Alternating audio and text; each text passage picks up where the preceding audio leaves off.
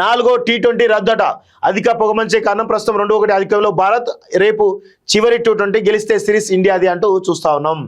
So అనర్హత పిటిషన్లు కొట్టివేత. Party ఫిరాయింపులపై BRS ఆరోపణలు తోసిపించిన గడ్డం ప్రసాద్ స్పీకర్. ఎమ్మెల్యేలపై వేటు వేసేందుకు నిరాకరణ. ప్రకాష్ గౌడ్, గూడెం మైపాల్ రెడ్డి, అరికెపూడి గాంధీ, తెల్లం వెంకట్రావు, బండ్ల కృష్ణమోహన్ రెడ్డికి క్లీన్ చిట్ ఇచ్చింది. రేపు మరో 3కి క్లీన్ చిట్ ఇస్తుంది. తర్వాత కడియం శ్రీహరి, దానం నాగేంద్రపై వేటు వేసే అవకాశం అయితే ఉంటుంది. నేడు మరో 3 ఎమ్మెల్యేల విషయంలో తీర్పు. నేను కాంగ్రెస్లో చేరలేదు అంటూ కడియం శ్రీహరి మాట్లాడుతూ ఉన్నాడు. మిగతా 5 ఎమ్మెల్యేల సంగతి ఏమిటి?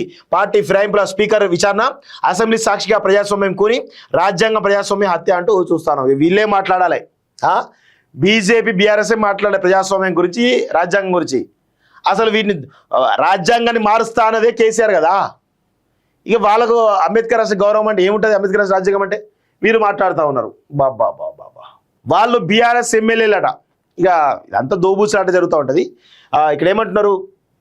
వాళ్ళు ఆల్రెడీ అన్అఫీషియల్గా కాంగ్రెస్లో జాయిన్ అయినరు, కానీ టెక్నికల్గా వాళ్ళు ఇంకా బీఆర్ఎస్ ఎమ్మెల్యేలు అని చెప్పేసి నిన్న స్పీకర్ ఒక సర్క్యులర్ జారీ చేయడం జరిగింది.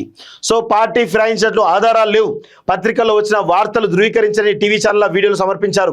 చట్ట ప్రకారం నిలబడే సాక్ష్యాధారాలు ఇవ్వలేదు. ఎమ్మెల్యేలు బీఆర్ఎస్ సభ్యత్వాన్ని స్వచ్ఛందంగా వదులుకున్నట్లేనని పిటిషనర్లు ఆరోపించారు. ఆ విషయాన్ని నిరూపించలేకపోయారు. శాసనసభ స్పీకర్ ప్రసాద్ కుమార్ స్పష్టీకరణ. అనర్హత పిటిషన్ల కొట్టివేత. మైపాల్ రెడ్డి, గాంధీ, ప్రకాష్ గౌడ్, వెంకట్రావు, కృష్ణమోహన్ రెడ్డిలకు ఊరట. నేడు మరో 3 ఎమ్మెల్యేలపై తీర్పు. బీఆర్ఎస్లో ఉన్న పార్టీ మారలేదు. స్పీకర్కు ఎమ్మెల్యే కడియం వివరణ అంటూ చూస్తాను. బీఆర్ఎస్లో ఉన్న పార్టీ మారలేదు అంటూ చెప్తా ఉన్నారు. నాకు తెలిసి ఇప్పుడు ఎంతమందికి నేడు మరో 3 ఎమ్మెల్యేలపై తీర్పు, అది కూడా వీళ్ళ పాజిటివ్ ఇచ్చేసి ఆఖరికి కడియం శ్రీహరి మరియు ఎవరు దానం నాగేంద్రపై వేటు వేసేటువంటి అవకాశం అయితే ఉంటుంది. ఇది 100% జరిగేటువంటి అవకాశం అయితే ఉంది. టెక్నికల్గా వాళ్ళిద్దరిపైన వేటు పడుతుంది, మిగతా వాళ్ళపైన మాత్రం వేటు పడుతుంది. ఇప్పుడు ఎంతమంది ఉన్నారు? 1, 2, 3, 4, 5, 5కి ఊరటం జరిగింది.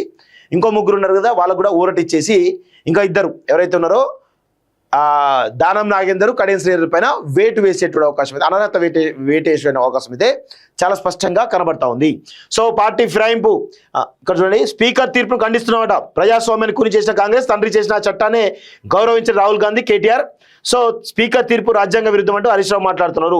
సో రాజ్యాంగాన్ని హత్య చేయడం అంటూ బీజేపీ మాట్లాడుతూ ఉంది. సో రాజ్యాంగాన్ని, ప్రజాస్వామ్యాన్ని కూని చేసిన కాంగ్రెస్ అని మీరు మాట్లాడుతుంటారే, అసలు బీఆర్ఎస్ కానీ బీజేపీ కానీ ప్రజాస్వామ్యాన్ని గౌరవిస్తున్నారా? మీరు చెప్పండి. మీరు ఎంత దుర్మార్గం చేస్తున్నారు?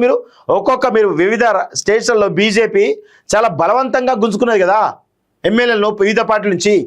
అది ప్రజాస్వామ్య కూని కాదు, ఇదే కూని అవుతుంది. కేటీఆర్ చెప్పవా? కేటీఆర్ కానీ హరీష్ రావు ఇద్దరు చెప్పండి చూద్దాం. మీకు కనీసం అంటే కొంత సోయి ఉందా? నాకు అర్థం కాదు. మీ హయాంలో ఎంత దారుణంగా చేశారు. 10 ఏళ్ల కాలంలో 80 మంది ఎమ్మెల్యేలు గుంజుకోలేదా? అది ప్రజాస్వామ్యం కూని కాదు, అది రాజ్యాంగాన్ని హత్య చేయడం కాదు. మీరు చేస్తారేమో సంసారం, వేరే వాళ్ళు చేస్తారేమో వ్యభిచారమా? వాళ్ళు చేసిన తప్పే, మీరు చేసిన తప్పే. కానీ దొంగనే దొంగ అని అరిచినట్టుగా ఉంది కేటీఆర్. మీ యొక్క వ్యవహారం దొంగనే దొంగ అని అరిచినట్టుగా ఉంది. ఇంత సోయి ఉండాలి కదా, చెప్పే మాటలకి, చేసే పనులకి పొంతన ఉండాలి కదా. కొంచెం కూడా సిగ్గు శరం అనిపిస్తలేదా మీకు? విమర్శలు చేస్తూ ఉంటే మీ హయాంలో కూడా ఇంత దారుణంగా చేశారు కదా, కొంచెం కూడా బుద్ధి అనిపిస్తలేదా? ఎట్లా మాట్లాడదు అసలు? ఆ నాలుగుకు నరం లేదు కాబట్టి ఎటు పడితే అటు తిప్పుతామని అని అనుకుంటే పొరపాటు. ఇది బుద్ధి తెచ్చుకోవా కేటీఆర్ కొంచెం కూడా. అసలు నీలాంటోడు రాజకీయాల్లో ఉండడం దుర్మార్గం నిజంగా. మీరు మనుషులు, మీద కథ. సో బీఆర్ఎస్ తరఫున గెలిచినటువంటి కాంగ్రెస్ పార్టీలో చేరిన ఎమ్మెల్యేలను అనర్హులుగా ప్రకటించాలంటూ దాఖలైన అనర్హత పిటిషన్లను శాసనసభ సభాపతి గడ్డం ప్రసాద్ కుమార్ కొట్టేశారు.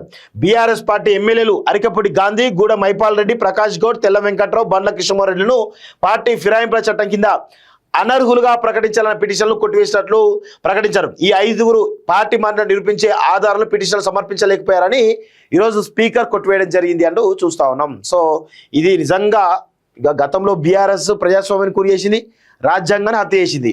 వీళ్ళు కూడా అదే చేస్తున్నారు. సో ప్రజాపాలన అంటూ వీళ్ళు కూడా మొత్తం ఆగమాగం చేస్తున్నట్టే కనబడతా ఉంది. సో స్పీకర్ తెలియదా?